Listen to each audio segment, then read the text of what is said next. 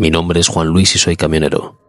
Llevo más de 20 años recorriendo las carreteras de España, y aunque he visto y he vivido muchas cosas, hay una historia que me marcó profundamente. Sucedió en una noche de verano en 2002, mientras conducía mi camión por la solitaria carretera A472, entre Sevilla y Sanlúcar la Mayor. Esta es mi historia, una que por supuesto jamás podré olvidar, y que todavía me atormenta cada vez que pienso en ella. Esa tarde había salido de Sevilla con una carga de materiales de construcción.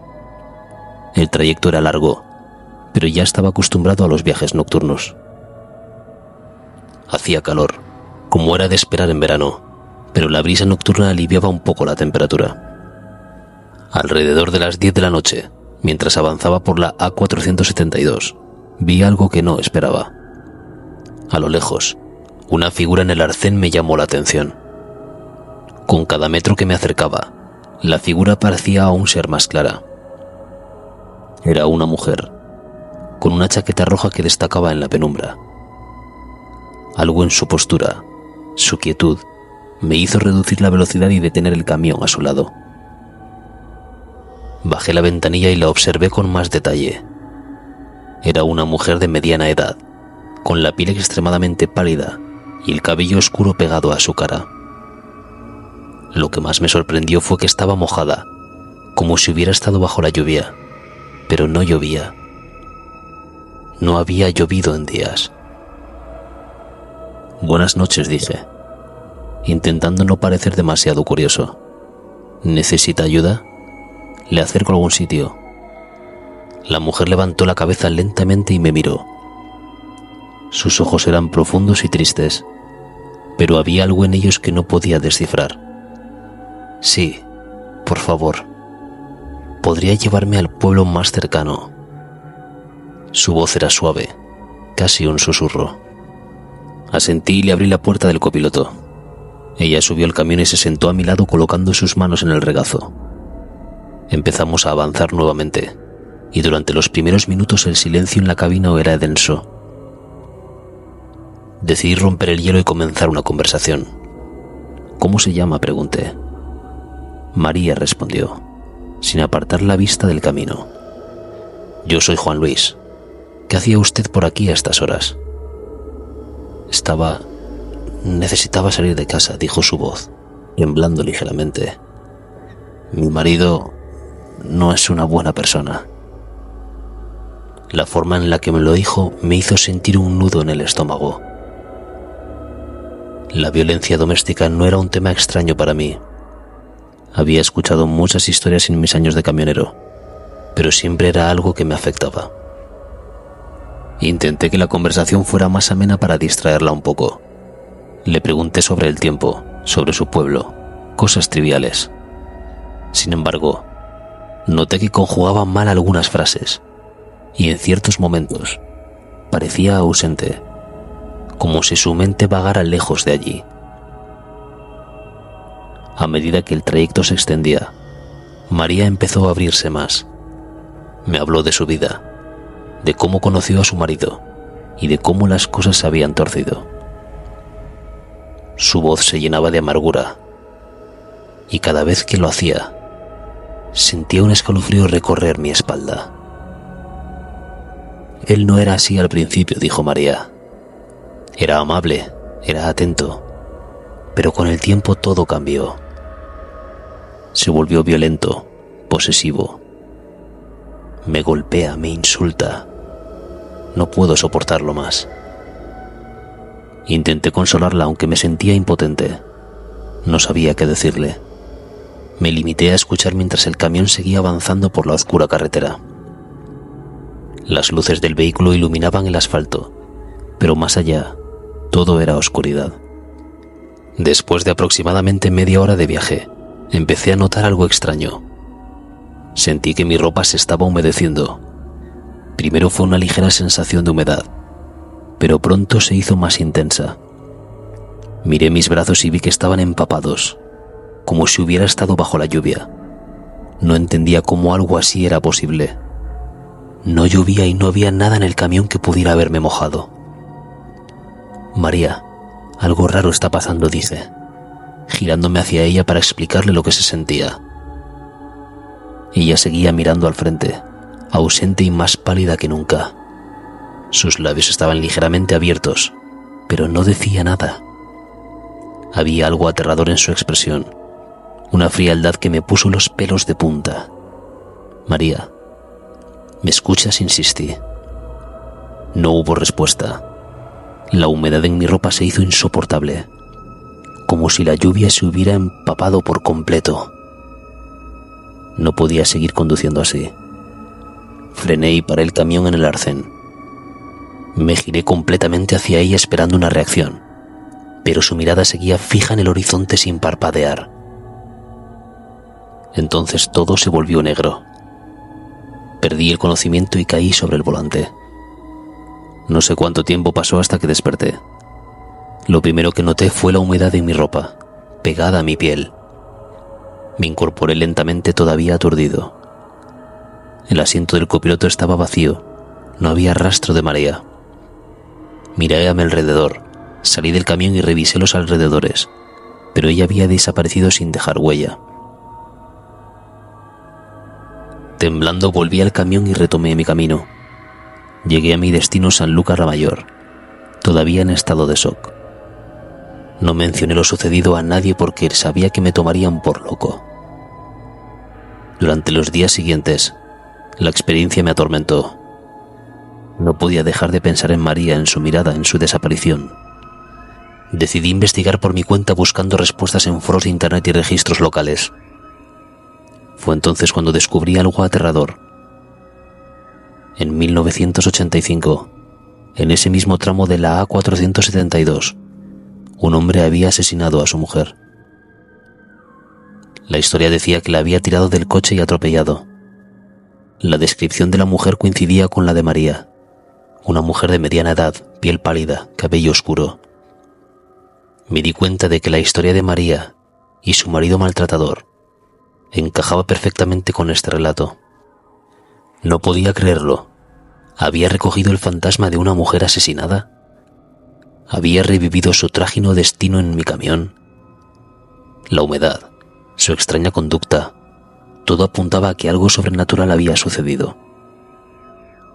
Desde entonces, cada vez que paso por la A472, no puedo evitar mirar al arcén, esperando no volver a ver aquella chaqueta roja. La historia de María me sigue persiguiendo, y cada vez que pienso en esa noche, un escalofrío recorre mi cuerpo. Decidí que necesitaba más respuestas, algo que me ayudara a entender lo que había pasado. Empecé a frecuentar foros en internet dedicados a lo paranormal. Me registré en varios sitios, compartiendo mi historia bajo un seudónimo para mantener mi anonimato. La respuesta fue abrumadora. Muchos usuarios compartían experiencias similares, pero ninguna tan específica como la mía. Un usuario en particular, que se hacía llamar Espíritu Libre, se mostró muy interesado en mi historia. Me envió un mensaje privado diciendo que había investigado casos de fantasmas en carreteras durante años y que mi relato coincidía con varios de los suyos. Me sugirió que visitara una biblioteca local para buscar archivos de periódicos antiguos, donde podría encontrar más información sobre el asesinato de 1985. Seguí su consejo y me dirigí a la biblioteca de Sevilla. Pasé horas revisando microfilms de periódicos viejos, buscando cualquier noticia sobre el incidente en la A472. Finalmente, encontré un artículo de junio de 1985. El titular decía: trágico asesinato en la A472. Hombre mata a su esposa en un acto de violencia doméstica. Leí el artículo con atención. El nombre de la víctima era María Delgado y su esposo, Fernando Rodríguez, había sido arrestado y condenado por el crimen. El artículo describía cómo Fernando había lanzado a María del coche en movimiento y luego la había atropellado dejándola morir en el asfalto. El hecho de que compartieran el mismo nombre y la misma historia de abuso me dejó sin aliento. Todo parecía encajar de una manera macabra. María Delgado no había encontrado paz en la muerte, y su espíritu seguía rondando la carretera donde había perdido la vida. Después de mi investigación en la biblioteca, donde descubrí la trágica historia de María Delgado, Decidí no contarle a nadie lo que había encontrado. Sabía que muchos me tomarían por loco. Volví a la rutina de mi trabajo, pero la experiencia me dejó marcado. Cada vez que pasaba por la A472, no podía evitar mirar al arcén, recordando aquella noche. Aunque nunca más volví a ver a María, su historia y su mirada atormentada se quedaron conmigo. Con el tiempo aprendí a convivir con lo ocurrido. Seguía siendo un camionero, recorriendo las carreteras de España, pero siempre con una cautela extra, con una atención especial a lo que pudiera estar al borde del camino. María me enseñó que no todo en la carretera es lo que parece, y que algunas historias están destinadas a permanecer con nosotros para siempre. Así que sigo conduciendo, cada kilómetro una reflexión, cada viaje un recordatorio. Nunca olvidaré a la mujer de la chaqueta roja y la lección que me dejó aquella noche en la A472. Mi nombre es Ernesto y soy camionero desde hace más de 20 años. Conducir largas distancias por las carreteras de España es algo que hago casi de manera automática. He visto todo tipo de cosas en mis viajes nocturnos, pero lo que me sucedió en la fría noche de invierno de 2014, en la N240, es algo que nunca podré olvidar.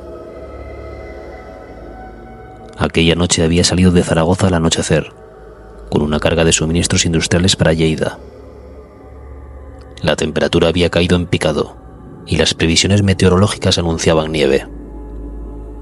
A pesar de mi experiencia, me sentía inquieto, como si una sombra invisible estuviera planeando sobre mí. Manejaba con cuidado, vigilando el horizonte por cualquier indicio de hielo negro que pudiera traicionarme. La radio era mi única compañía en esas noches solitarias. Me gustaba escuchar programas de entrevistas, música y de vez en cuando las noticias. Pero esa noche, la necesidad de fumar un cigarro se hacía cada vez más preeminente. Hacía horas que no me permitía una pausa y la ansiedad empezaba a morderme. Sabía que fumar en el camión no era lo ideal, pero la necesidad era demasiado fuerte. Mientras mi mente se debatía entre seguir conduciendo y buscar el mechero, mis dedos finalmente se movieron hacia el asiento del copiloto. Bajé la vista por un par de segundos, solo lo suficientes para localizar el encendedor entre la parafernalia que siempre llevo conmigo. El horror de lo que ocurrió en esos escasos segundos es algo que todavía me estremece. Al levantar la mirada, vi una figura humana justo delante del camión. No tuve tiempo de reaccionar. Sentí el impacto y escuché el ruido sordo del cuerpo al golpear el metal. Mi corazón se detuvo y un escalofrío recorrió mi columna vertebral. Inmediatamente frené bruscamente. Los neumáticos chillaron y el camión se detuvo en seco. El silencio que siguió fue ensordecedor.